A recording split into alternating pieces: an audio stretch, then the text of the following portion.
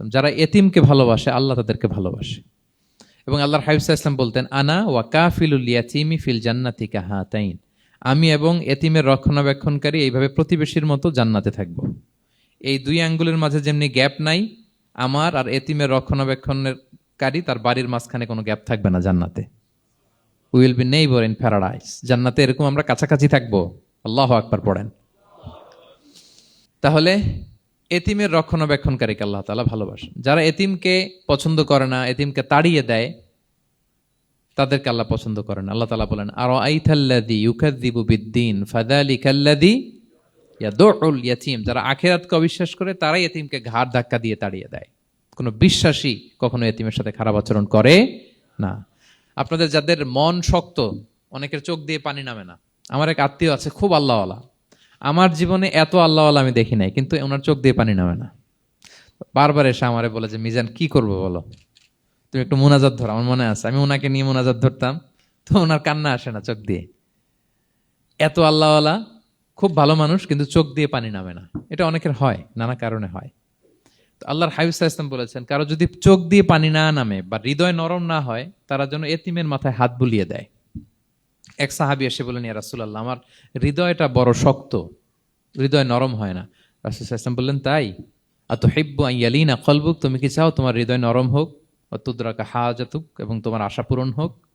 তিনি বললেন, হ্যাঁ। তখন রাসূল সাল্লাল্লাহু আলাইহি ওয়াসাল্লাম বললেন, ইরহামিল ইয়াতীম, এতিমের উপর রহম করো। ওয়ামসা আলা রাসি, এতিমের মাথায় হাত বুলিয়ে দাও। ওয়া আতইমহু মিন তুআমিক, তোমার খাবার এতিমকে খাওয়াও। তালিনু কলবুক, তোমার অন্তর নরম হবে। তুদরাকা হাজাতুক, তোমার ইচ্ছা পূরণ হবে। তাহলে হৃদয় যদি শক্ত থাকে, কার মাথায় হাত বুলাবেন?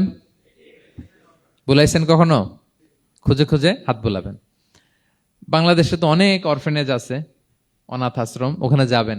সুযোগ হলে একদিন যে একটু লাঞ্চ করলেন ওদের সাথে বসে, ডিনার করলেন, একসাথে খেলেন, ওদের মাথায় হাত বুলিয়ে দিলেন, সাধ্যমতো কিছু উপহার হাতে তুলে দিলেন, আপনার ইচ্ছা পূরণ হবে আর আপনার হৃদয় নরম হবে ইনশাআল্লাহ।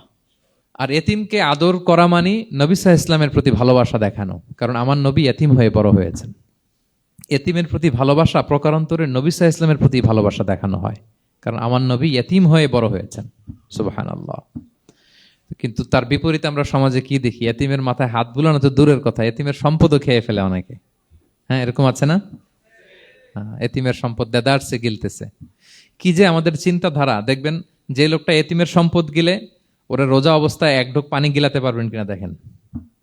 যে বলেন একটু পানি খান তো, খাবে না কেন? হারাম। তো ওই হারাম কিন্তু গিলতেছে ইচ্ছা মতো। রোজা অবস্থায় এক ফোঁটা আপনি পানি গিলাতে পারবেন না, এরে কেন? হারাম। কিন্তু ওইদিকে ভাতিজার সম্পদ গিলতেছে দেদারসে। আল্লাহ বলেন, এটা ভাতিজার সম্পদ না, এটা তুমি জাহান্নামের আগুন পেটে ঢুকাচ্ছ।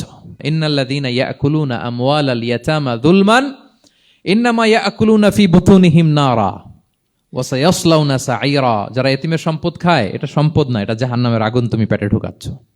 সো এতিমের প্রতি যেন আমরা নমনীয় হই, তাদের মাথায় হাত বুলাই, তাদের জন্য খরচ করি, তাদের প্রতি যেন আমরা দয়াদ্র হই, কারণ আমার নবী এতিম অবস্থায় বড় হয়েছেন। Be a part of our vision. Do listen and share the khair.